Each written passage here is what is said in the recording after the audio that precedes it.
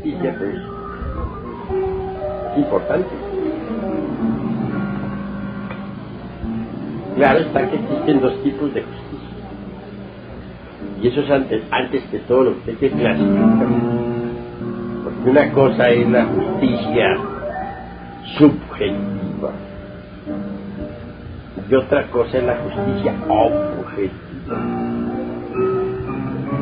Una cosa es la justicia de este mundo, los tribunales subjetivos, y otra cosa es los tribunales de la justicia celestial. Son diferentes. Y pues tiene que hacerse una plena diferenciación entre la justicia esta subjetiva que se compra y que se vende, y la justicia objetiva, donde no es posible sobornar al juez. Es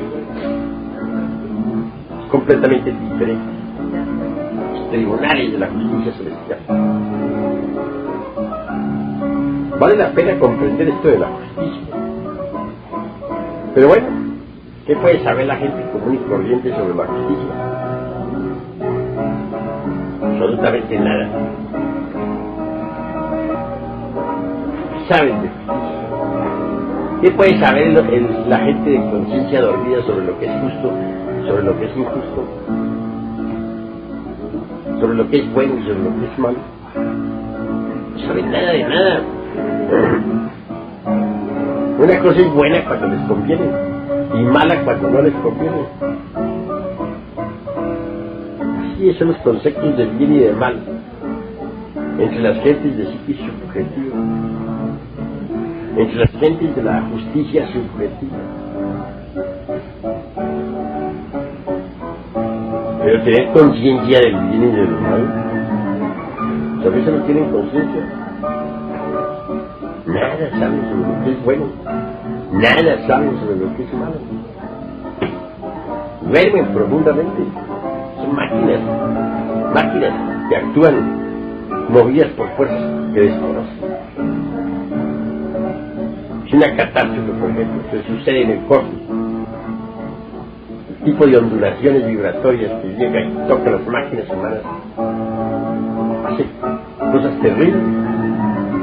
Y millones de estas máquinas humanas se lanzan entonces a la guerra contra otros millones de máquinas. Máquinas contra máquinas. ¿Qué van a saber del bien y del mal?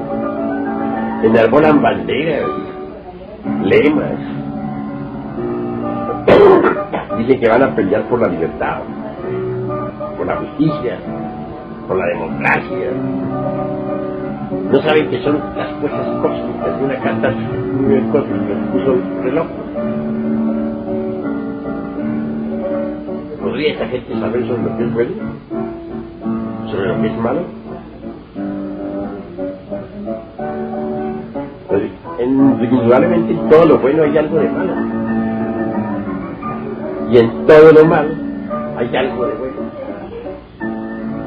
Hay mucha virtud en los malvados y hay mucha maldad en los virtuosos.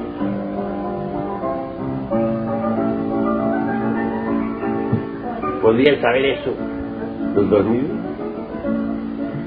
Si hasta con las mismas virtudes se puede hacer daño a otros.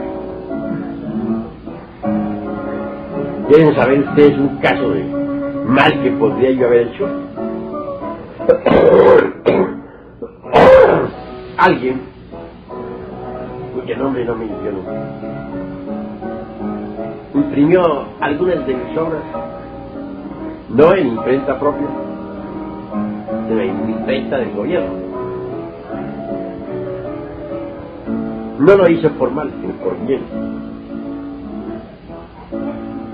Mas sucedió que el gobierno lo supo. Como quiera que si alguien era administrador de la tal imprenta, obviamente el gobierno protestó, ¿no? Y se le llamó pues a juicio. Se requería de un cargo, de un testigo. El acusado pues nombró como testigo a un ex fulano.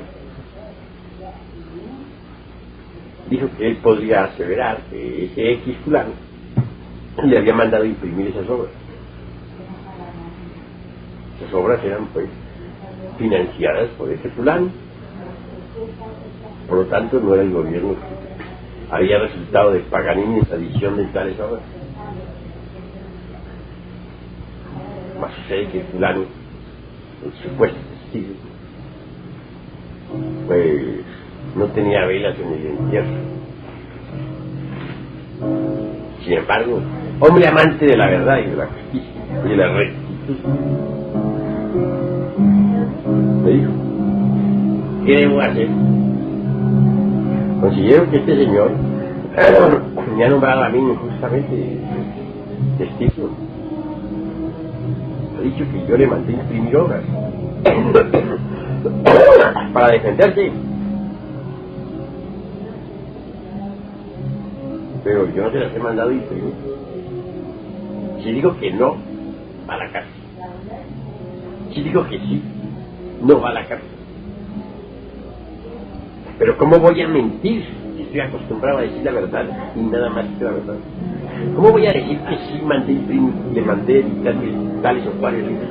Yo nunca se los he mandado a editar. Sería una farsa, una mentira. Yo soy gnóstico y estoy en la senda de la rectitud. Por lo tanto, yo no voy a mentir. Incuestionablemente, con la virtud de la sinceridad y de la verdad, este hombre, de hecho, iba a condenar a un infeliz a la cárcel. ¿Quién sabe por cuántos años? ¿Verdad? Me pidió consejo. ¿Qué le dije? Consejo, ¿qué le dije? Le dije: hombre, con las virtudes también se puede hacer mucho daño. No haga daño con las virtudes.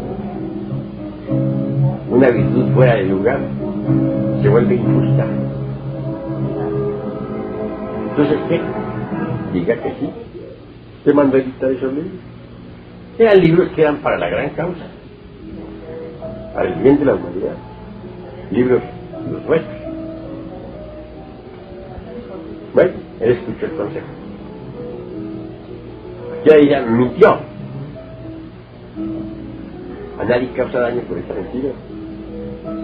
¿Quién? En cambio, si se evita ir a una cárcel y dejar una mujer y unos hijos abandonados. Entonces, con las virtudes también se puede hacer mal. Claro está que sí. Es injusto usar las virtudes mal, porque se puede dañar con las virtudes a otros. ¿Ustedes creen que no fueron honrados acaso los verdugos de la historia?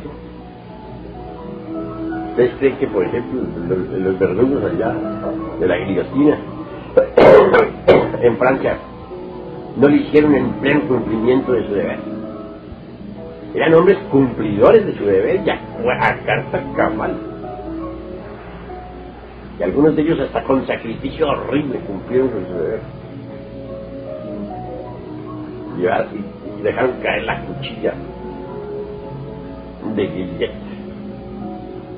sobre las cabezas de los nobles. Pero ellos eran cumplidores de su deber. Su virtud era impecable en ese sentido. ¿Y cuánto daño hicieron con esa virtud del cumplimiento del deber? ¿Cuántos jueces justos, aparentemente,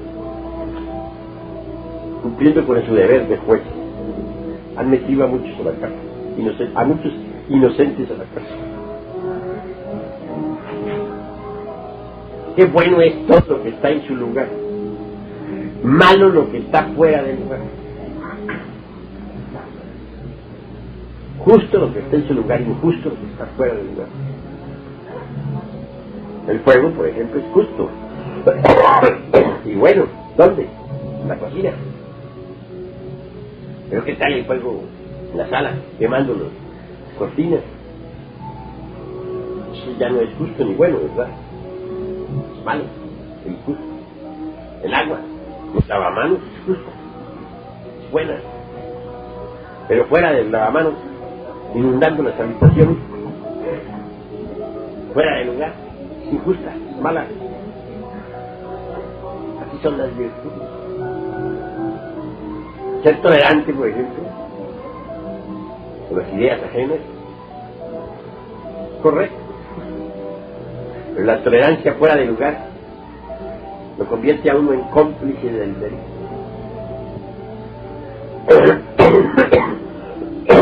¿Qué se diría, por ejemplo, de un padre de familia gnóstico en un 100%, que tenga a su mujer, sus hijas, que esté cumpliendo sus deberes para con sus mujeres, para con sus hijas, tolerante, salvaje, se acostumbró a cumplir con las palabras del Evangelio que dijo: si te ponen en la pega de la medida de eso, pon la izquierda para que te suene más duro. Bueno, supongamos que se promueve un desastre, que un grupo de bandidos asaltan esa casa para matar a la mujer y violar a las hijas, ¿no? Pero en el Evangelio se le enseñó a poner la medida de ellos y a bendecir, quieran, a amar a los que te odian. Entonces, en lugar de defender a la mujer y a las hijas, bendice a los ladrones, a los bandidos. Oh ladrones, oh bandidos, no hagáis eso, nunca lo volváis a hacer, porque con eso echaréis gran carne, os perdón. Y los bandidos violándole las hijas, o matándole a la pobre mujer. ¿Qué se diría de un hombre así? Está cumpliendo aparentemente con el Evangelio, con la tolerancia y el perdón a las ofensas, ¿no? Son virtudes fuera de, es una virtud fuera de lugar. Entonces, ¿qué hacer en ese caso? Krishnamurti le hicieron la misma pregunta. No se puede dar la respuesta. Le dijeron: bueno, y si tú vas con una hermana, intentan violarte a tu hermana, ¿tú qué haces? Yo no estoy en este caso. Si estuviera más tarde en un caso así, entonces ya sabría qué hacer en este momento. Salió por la tangente, pero no le dio la respuesta como debería darla. Porque la realidad de los hechos es que un hombre en ese momento no procede por energía, sino es en vaina de espada, sino apela las armas y se traba a lucha a muerte con asaltantes. Obviamente no solamente se convierte en cómplice del delito y queda mal allá arriba, sino que también queda mal aquí abajo con los jueces de la tierra, porque hay leyes que lo castigan en los códigos penales. Por ejemplo, aquí en México en el código penal eso está ya estipulado, no sé en Venezuela, ¿no? Pero aquí hay un artículo en donde se le considera como cómplice y va a la cárcel por complicidad con el delito. No sé allá en el país, está en Venezuela, pero aquí sí. Bueno, entonces ¿qué hay que hacer ahí? Pues morir peleando si hay que morir, ¿no? Más vale morir peleando ahí por defender su facilidad, caer en la lucha y convertirse en cómplice del delito. Así pues, una virtud fuera de lugar es injusta y es mala. Y es virtud, pero es mala. Aprender a vivir con justicia, eso es lo importante. La mayor parte no sabe vivir justamente. Hacen lo que no deberían hacer, queriendo ser justos. Reclamar nuestros derechos, correcto, no reclamarlos, convertirse en cómplice del delito. ¿No es? Y una dice que fulano, por ejemplo, nos debe una fuerte suma de dinero. Y estamos necesitando, pero él no lo debe. Tiene con qué pagar, estamos seguros que tiene. Pero supongamos que no quiere pagar, que no le da su gana pagar. Nosotros tenemos por deber pedir entonces, reclamar nuestros derechos ante la justicia, ante los tribunales, ante la ley. Cualquiera diría, pero eso es absurdo. Siendo gnóstico, ¿por qué lo va a acusar? No se trata de acusar, se trata de reclamar sus derechos, que es diferente. De manera que vean lo que es la justicia. Y un gnóstico podría decir, yo, ¿quién está perdonando? A un señor que tiene dinero suficiente y no quiere pagar. Es un perdón fuera de lugar. Si estamos seguros de que no tiene, le cambia la cosa. Que Dios lo va a perdonar esa vez. Pero teniendo, estando en magníficas condiciones y no quiere, es un deber reclamar sus derechos. Y hay que saber vivir de acuerdo con esa ley del equilibrio. Y ahí lo fundamental. Muy pocos saben vivir de acuerdo con la ley de la balanza. Ahora, hacer la justicia en uno mismo. Hay que saberla hacer. Hay que aprender a hacer unos justos. Por ahí existe una antigua escultura donde se representa la justicia como una dama inefable, una espada desenvainada, parada sobre una piedra cúbica. En la derecha tiene la espada, a la izquierda la balanza, y entre los platillos de la balanza los pesos de la balanza. Su vestidura es una corona de oro con la que toca su cabeza. Usa túnica blanca y encima de sus hombros va el manto de púrpura. Esa es la justicia. No, esta escultura del rey Federico, no me acuerdo, no me lleva a ella. Pero hacer la justicia dentro de sí mismo es ahí lo difícil. Se necesita ser activo. Hay que empezar por saber qué significa ese sacrificio. No se entendería si no se fuera activista.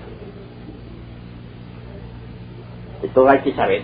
Hay tres sustancias universales, de las que sale todo lo que es así y será: sal, azufre y mercurio. Nuestro cuerpo físico, en última síntesis, se reduce a sal. El azufre es el fuego sagrado y el mercurio la energía sexual. Hay que trabajar, ¿Cómo?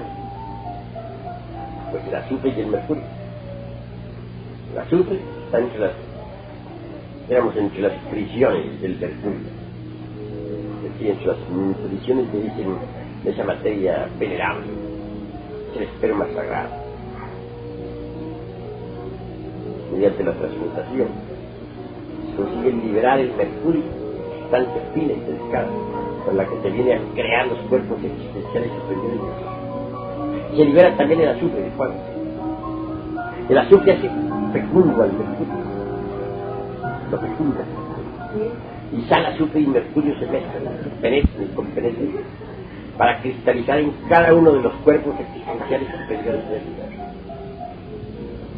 De manera que los cuerpos existenciales superiores del ser están compuestos por sal, azufre y mercurio.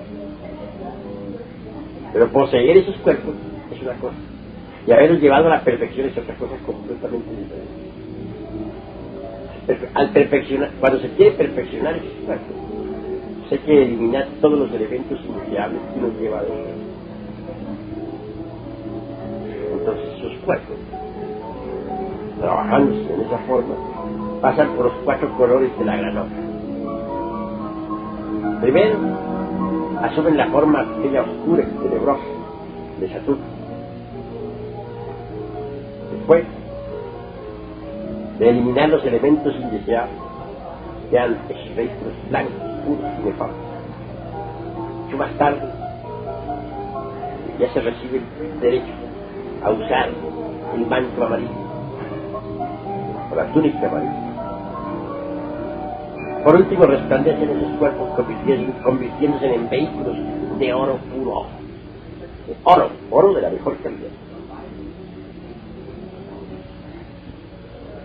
ya se tienen sus vehículos de oro puro, pueden ser ellos recubiertos por las distintas partes del ser. Entonces el Cristo íntimo resucita en uno, en el corazón de uno, para vestirse con esos vehículos. Y el Cristo vestido con esos vehículos es la piedra filosofal. ¿Quién tiene la piedra filosofal? Tenga la espada de Cristo. Y la naturaleza le obedece. Y hay los colores de la piedra en bruto, el negro, el blanco, la blanca azul, el amarillo, como túnica, conocido como manto, conocido como corona, la púrpura de los reyes, que ya ha hecho la gran obra. Ese es justo, porque eliminó los yoes. Ese es justo porque creó los cuerpos existenciales superiores y internos. Es justo porque el Cristo íntimo resucitó. La balanza, o los pesos, son los pesos del arte. Y saber trabajar en la gran obra, de acuerdo con determinadas reglas. Cumplir con esas reglas, los pesos del arte. Existen los pesos de la naturaleza y los pesos del arte. De manera que un individuo que se ha convertido en la justicia misma es un maestro autorrealizado y perfecto. Y pues una cosa es el maestro de justicia, la verdad. Y otra cosa muy diferente es pertenecer a los tribunales de la justicia subjetiva. Para conseguir entrada en los tribunales de la justicia objetiva o justicia selectiva, se necesita haber creado la justicia, haberse convertido en un exponente de la justicia. Si uno no ha eliminado el ego, no puede ser exponente de la justicia. Si uno no ha creado los cuerpos existenciales superiores del ser, no es exponente de la justicia. Si no ha dado su vida por sus semejantes, no es exponente de la justicia. Convertirnos en exponentes de la justicia objetiva es uno trascendental. Son pocos los que lo han logrado.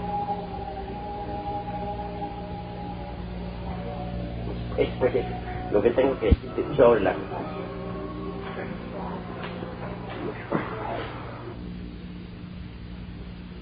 Cuando se practica en la novena esfera, ¿cuál debe ser la actitud de los 5 centros? La actitud de los 5 centros. Estos 5 centros funcionan por sí mismos, sin que nosotros nos preocupemos. Porque sí hay necesidad de asumir mentalmente una actitud edificante y esencialmente dignificante. Quiero decirme, en los instantes aquellos en que se trabaja en la forja de los ciclos, así debe ser. En cuanto al centro emocional y los demás centros, trabajar en armonía y asumimos una actitud edificante y esencialmente dignificante. Nada se puede lograr sin el padecimiento voluntario, pero que también hay que sacrificar los sufrimientos. ¿Nos quiere aclarar este aspecto, por favor? Bueno, se han mezclado dos conceptos, y esa mezcla de conceptos se debe precisamente a la mente, al intelecto, y no se debe mezclar una cosa con la otra, confundir, dijéramos, la gimnasia con la magnesia. Es obvio que hay que la autorrealización íntima del ser no se puede llegar sino a base de trabajos conscientes, padecimientos voluntarios. Estoy hablando de cosas intencionales, dirigidas. Mas tú has confundido esto que es intencional y dirigido con ese otro de los sufrimientos pasados sufridos a través del tiempo. Claro que la gente quiere mucho ese tipo de sufrimiento y todos sacrificarían menos eso. Una persona puede darse el lujo de sacrificar una pachanga, de no ir a ella, de sacrificar una película, no irse a ella, etcétera. Pero lo que sí no sacrificaría nadie tan fácilmente serían sus sufrimientos. Los quieren demasiado. Todo el mundo está prendido. Estoy escribiendo esos sentimientos subjetivos del pasado. A eso que la gente tanto entiende. Como cuando se dice, bueno, yo vendía dulces y después y andaba por ahí de puerta en puerta ofreciéndolos, me llovía, pasaba tremendas amarguras, pero al fin conseguí, pues, con mucho trabajo, pues, estudiar en un colegio, en una universidad. Hoy en día soy un doctor. Yo siendo hoy en día un doctor, pero tengo esa experiencia, ¿no? Y gozo recordando aquellos sentimientos, porque eso le da a él, pues, un carácter, digamos, de hombre experimentado, de hombre que pasó por las experiencias de la vida, ¿no? Y en eso hasta fundamento también su orgullo. Tengo esta experiencia, pasé por terrible para llegar a ser filósofo. No sacrificaría menos esos sentimientos, renunciaría a todos los vicios menos a sus queridos. Hay que sacrificarlos, alguna vez, con el objeto de transformar energía. Las energías transformadas se convierten en algo diferente, algo distinto. Poderes superlativos del ser. Solo mediante sacrificios se puede lograr la transformación de energías inferiores en energías superiores. Es obvio. Y pues, una cosa es eso, y otra cosa es que para llegar a la autorrealización íntima del ser solamente se puede hacer a base de trabajo y conciencia y padecimiento voluntario. Voluntario. No mecánico, sino voluntario. Una cosa es el sufrimiento mecánico, y otra cosa es el sufrimiento voluntario, intencional. Y a propósito. Claro, sufrimientos implicados en la misma disciplina. La disciplina implica ciertos sufrimientos. Pero el iniciado pasa por esos sufrimientos de forma intencional. Busca una transformación. Sabes que toda transformación le cuesta sacrificio. Shock. Bueno, te dice pues. Perdón, maestra, no me quedó muy claro lo que ustedes. ¿Qué quiere decir cuando dice que hay que sacrificar esos sentimientos que uno quiere tanto, que son los que le fundamentan el orgullo y no, ¿verdad? Pero ¿cómo los uno sacrificar si ya los pasó? No entiendo. Uno se siente satisfecho recordándolos. Sí, mártir de todo. Se siente mártir y goza en eso. Sí. En eso parece que uno es un poco masoquista. Sí, bastante. Pues bueno, hay que sacrificarlos y no volver a acordar de ellos. No volverse a acordar, esa es la manera de sacrificarlos, no acordándose. No acordándose más de ellos. Y si le llega a la mente pensar en nuestra alegría, bueno, como un eliminar, pensar que son leyes las que trabajaron para eso y olvidar esos tales sentimientos. Que sirvieron de todas maneras para que claro. Y punto. Punto. Pero no estar a todas horas recordando. Cada cual tiene su canción psicológica, no hay quien no la tenga. Uno dice, hombre, que yo cuando pasé por tantas cosas y tal yo trabajé y resulta que todos me pagaron mal y ayudé a fulano y a sultano y a mangano, pero vea cuánto mal me hicieron y me arruinaron. No hay quien no tenga su canción. Todo el mundo tiene su canción. Todo el mundo goza con su canción psicológica. Usted hable con cualquier persona y verá que tiene su canción psicológica. Hay veces que la dejan de repetir por un tiempo. Y luego, pues, a la hora menos pensada, vuelven a actualizarla. Gozan en eso basan su orgullo, su experiencia, su sabiduría, todo en su canción psicológica. Yo había pensado que el ser humano era bastante masoquista, pero nunca se ha visto desde ese punto de vista, y que había que sacrificar eso precisamente. Da eso es que sacrificar. La cancioncita psicológica es su que lo que se necesita es un cambio de verdad, una transformación geográfica. Esa transformación no es posible. Sus propias vivencias, sus experiencias y sus resultados. Con el objeto, lógicamente, de que en principio, si es posible, sus discípulos hagan lo mismo. La pregunta es, ¿a trabajos iguales corresponden idénticos resultados? Está bien, a la respuesta. En todo caso, quiero decirles que a trabajos iguales no corresponden siempre idénticos resultados. Pues si correspondieran siempre idénticos resultados, la vida no sería vida, sino sería muerte. Estamos en la vida, no en la muerte. ¿Verdad? Pero entonces los resultados a trabajos iguales varían. Tengamos un caso muy concreto. Alguien se propone crear los cuerpos existenciales superiores del ser y los crea. Otro hace lo mismo. Trabajar para crear los cuerpos existenciales superiores del ser y también los crea. Pero vamos a ver quién hizo mejor el trabajo. Obviamente hubo uno que hizo el trabajo mejor que el otro. Y las consecuencias brotan de las diferencias.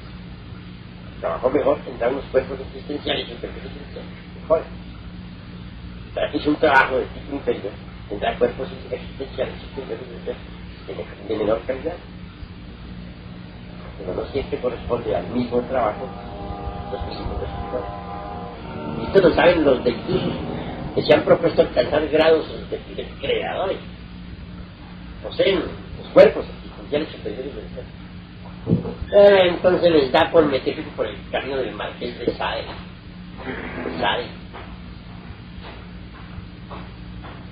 ¿Qué hacen? ¿Cuál es ese camino? La liberación por medio del Marqués. Bueno, cada cual quiere pensar como quiere. Marqués de Sade tenía hasta cierto punto una lógica abismal, tenebrosa. Se convierten en demonios intencionalmente. Ya existía el caso de Morón, en una pasada plaza. Involucionan entre las entrañas de la tierra ya poseyendo esos cuerpos. Producen a polen. La esencia, convertida ya en un embrión áureo organizado, se escapa aquí por las puertas de la muerte segunda. Reingresa en una nueva evolución elemental mineral. En el pasado ya había hecho el curso en el reino elemental mineral, pero ahora lo repite de forma intencional y lo hace mejor. Posteriormente ingresarán en el reino elemental vegetal. En otros tiempos, en un pasado, antes de ser humano, ya había hecho ese curso, pero ahora lo hace mejor, con más conciencia. Pasar por estadía animal es el curso con más conciencia, se pone más atención, su conciencia está más desarrollada. El reingresar a un organismo humano, pues impresionantemente será un hombre ya tipo superior. Creará sus cuerpos existenciales superiores intencionalmente y los hará muy buenos, muy mejor, los hará perfectos, no digo excelentes. Es el mismo trabajo, pero ahora está mejor hecho. Resultado, pues un hombre de tipo superior dan vida a su piedra filosofal. Ya lo había hecho en el pasado, la perdió, ahora vuelve y le da vida, pero su piedra ahora será más poderosa. Conclusión, se convertirá ahora en un criador. Tendría que crear, conocer leyes del mineral, del vegetal, del animal y del humano. Pues, y puede crear mundos. Si es capaz de crear mundos. Pero ese mismo trabajo que hace un Moloch, voy a hacerlo más adelante, un Dectus, un Logos mismo, planetario. Tanto por resultar que en eternidades posteriores se pueda convertir en un gobernador de galaxias. Claro, no es aconsejable jamás, más vale seguir el camino que lleva directo a la absoluta. Únicamente si cuesta, para mostrar cómo trabajos iguales producen astros diferentes a resultados.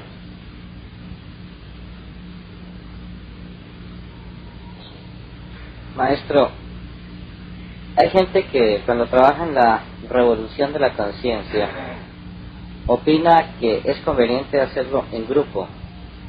Otros prefieren aislarse de los grupos porque creen que esto les puede traer muchos problemas de malas vibraciones por algunos hermanos que piensan mal en contra de ellos, o que se presentan algunas situaciones incómodas y muchas veces desagradables, llamémoslas de celos místicos, situaciones encontradas.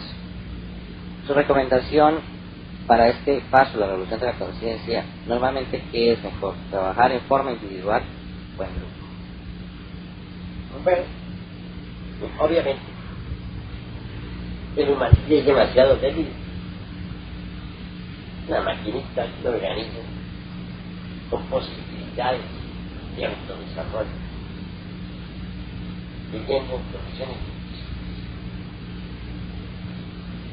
unas criaturas sucias, con posibilidades de desarrollo. No viene mejor que se forme con un organismo productivo. ¿Qué es un grupo? No es un organismo productivo. Es como el cuerpo humano está formado por un conjunto de órganos.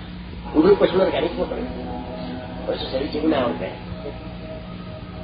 Pero la formación de un grupo esotérico es gracias a la formación.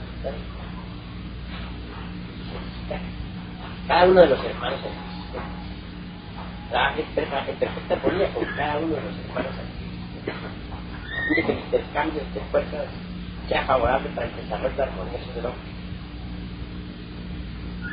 El grupo lo fortificamos. Ahora es imposible evitar que haya escándalos. Mas hay desafíos por los cuales se tienen tales escándalos. Hay que provocar escándalos. Más le valiera no haberlo, como dice la mujer. Colgarse una piedra de molino al cuerpo y arrojarse al fondo. Escándalos los hay. Pero escandalizador. Al dañarse a su hijo daña a otros. Muchos que hubieran podido venir a la hacienda son escandalizados. No vienen a la hacienda. Aquí se pierde parte del escandalizador. Por lo tanto, al que hace escándalos, ya no se paga el karma. Karma pues, peor que la muerte. Conviene los que haya el organismo esotérico. Pero ya para un organismo esotérico, éramos de alto relieve, se necesita que haya una armonía, un personal muy cercano.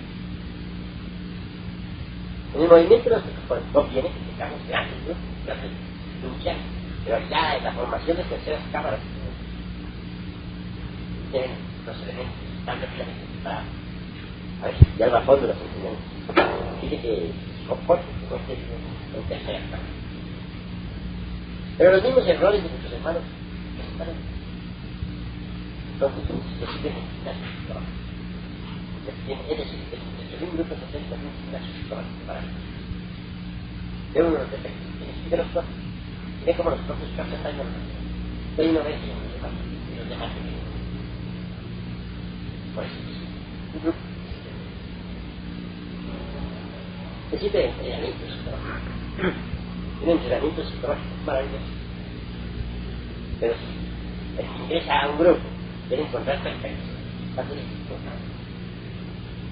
Perfectos, únicamente fácil.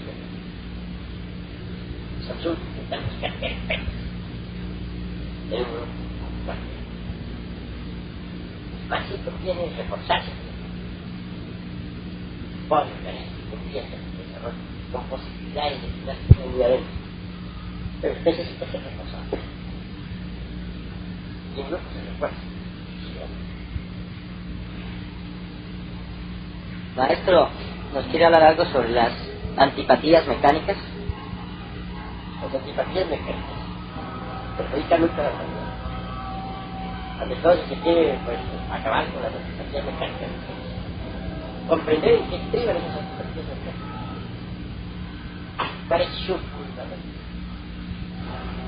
Entonces, por ejemplo, alguien nos carga antipáticas.